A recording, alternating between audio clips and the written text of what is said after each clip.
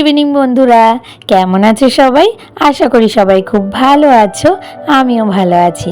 আমার এক আকাশ স্বপ্ন চ্যানেলে তোমাদেরকে অনেক স্বাগত আর ভালোবাসা জানিয়ে আজকের ভিডিওটা শুরু করছি। আজকে হলো সেই দিন, মানে 2রা আগস্ট, শনিবার। তো আজকে হলো আমার ছেলের জন্মদিন সেলিব্রেট করা হচ্ছে। তোমরা তো সবাই জানো 29 তারিখে আমার ছেলের জন্মদিন চলে গেছে। তো আজকে হচ্ছে গিয়ে সেই সেলিব্রেশনটা হচ্ছে। তো এইদিকে দেখো, ঘর সুন্দর করে বেলুন দিয়ে সাজানো হয়ে গেছে। আর ঘরের বাইরেটা এরকম সিম্পলভাবেই সাজানো হয়েছে, তবে ছাদে সাজানো হচ্ছে, সেটা তোমাদেরকে দেখাবো। তার আগেই দেখো আমার বাবা চলে এসেছে এখানে। আর এদিকে আমার মা আর পিসা শ্বশুর, ওরা সবাই মিলে গল্প করছে। আর এইদিকে দেখো আমার ননদও চলে এসেছে। আর আসার সাথে সাথেই ওকে কাজে লাগিয়ে দিয়েছি। ভাইয়ের বউ হয়ে ননদের সাথে একটু শয়তানি না করলে চলে বলো, ওই জন্য কাজে লাগিয়ে দিয়েছি। তো তোমাদের সাথে একটু মজা করলাম। আমার সাথে আমার ননদের সম্পর্কটা ঠিক কেমন সেটা অবশ্যই তোমাদের সাথে অন্য এক সময় শেয়ার করব। তো যাই হোক, এদিকে দেখো তারপরে আমি ছাদে চলে এসেছি। আর ছাদে দেখো এরকমভাবে বেলুন দিয়ে ডেকোরেশন করা হয়েছে। আর এটা পুরোটাই আমার শ্বশুরমশাই আর শ্বশুরমশাইয়ের এক বন্ধু নিখিল কাকু দুজনে মিলে করেছে। তো এই হলেন নিখিল কাকু, যিনি নাকি সব সময় আমাদের পাশে থাকেন, আমাদেরকে হেল্প করেন। তো তোমরা তো জানোই যে আজকের অনুষ্ঠানটা খুব ছোট করেই করা হচ্ছে। আমাদের খুব কাছের মানুষ, ভালোবাসার মানুষদের নিয়েই আজকের অনুষ্ঠানটা হচ্ছে। আর এই হলো আমাদের বার্থডে বয়। বার্থডে বয়ও রেডি হয়ে গেছে। তো বার্থডে বয় আর তার হ্যাপি বার্থডে ছোট্ট ডেকোরেশনটা কেমন লাগছে অবশ্যই কিন্তু কমেন্ট করে জানিও।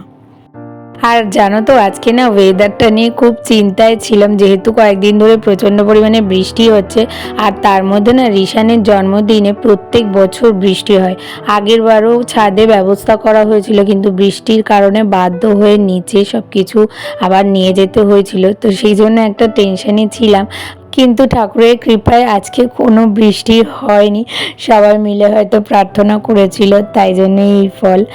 তারপরে কালকে থেকে রিশানের প্রচণ্ড পরিমাণে জ্বর, প্রায় 102-103 এরকম জ্বর। তো ওকে কোনো রকমের ওষুধ খাইয়ে আজকে পরীক্ষা দিয়ে নিয়ে এসেছি। আর তারপরে দুপুরবেলাও প্রচণ্ড জ্বর এসেছিল, কিন্তু জ্বরের ওষুধ, অ্যান্টিবায়োটিক এই সব কিছু খেয়ে এখন মোটামুটি ঠিক আছে। তাই আর কি জন্মদিন করা সম্ভব হচ্ছে।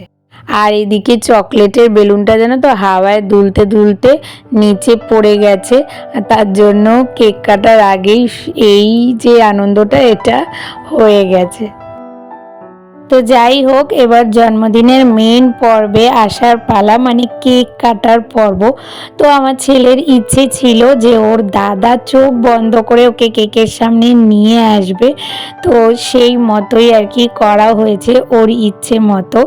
তবে ভিডিওটা হয়তো একটু সাদা মতো হয়েছে, আসলে লাইটটার কারণে একটু প্রবলেম হয়েছিল।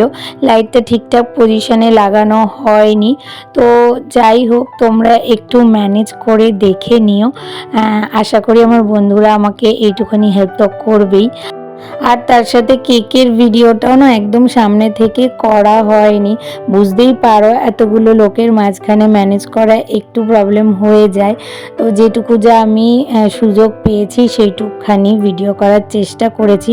তবে কেকটার একটা ফটো আমি তোমাদেরকে দেখিয়ে দেব। আর এই কেকটা না আমার ছেলের পছন্দ অনুযায়ী আর কি করা হয়েছে, একটা থিম কেক। যেহেতু আমার ছেলে সারা দিন না ট্রেন, রেল লাইন, রেলগেট এইসব নিয়েই খেলা করে, তো সেই জন্য ওর পছন্দ অনুযায়ী আর কি এই কেকটা বানানো হয়েছে।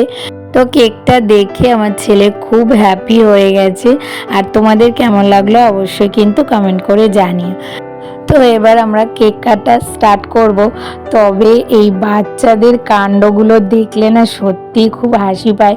তখন তো খেয়াল করিনি, কিন্তু এখন ভিডিও দেখছি আর খালি হাসি পাচ্ছে। দেখো, যে যেখান থেকে পাচ্ছে টুক করে একটু আঙুল দিয়ে কেকটা খেয়ে নিচ্ছে। আসলে বাচ্চাদের কাছে এটাই আনন্দ। আর জন্মদিনে বাচ্চাদের দেখবে কেক কাটাটাই হচ্ছে মূল আকর্ষণ। কি খাওয়া দাওয়া হলো ওটা ওদের কোনো ব্যাপার না, শুধুমাত্র কেক কাটা আর কেক খাওয়া, এটাই হচ্ছে ওদের কাছে সব থেকে বেশি আনন্দের। তো কেউ ট্রেনটা পারলে এখনই নিয়ে নেয়, কেউ কেকটা নিজে নিজেই খেয়ে নেয়। তো যাই হোক, সব কিছুই তোমরাও এনজয় করো, আমরাও এনজয় করছি।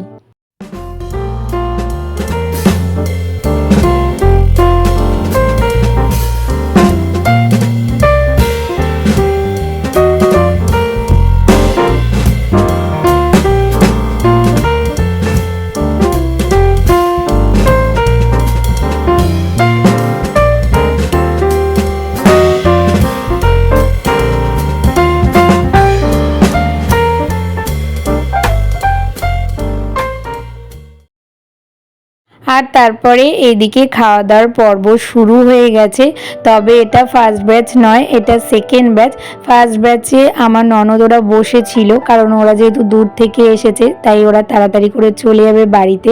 আর এখন অনেকটাই দেরি হয়ে গেছে, আর তখন আমি একটু নিচে ছিলাম, তার জন্য আর ভিডিও করা হয়নি। তো এই ব্যাচে রিশান, তারপরে আমার দিদির ছেলে, ওরা সবাই বসে গেছে। আর এদিকে আমার বান্ধবীরা আর রিশানের বন্ধুরাও বসে পড়েছে।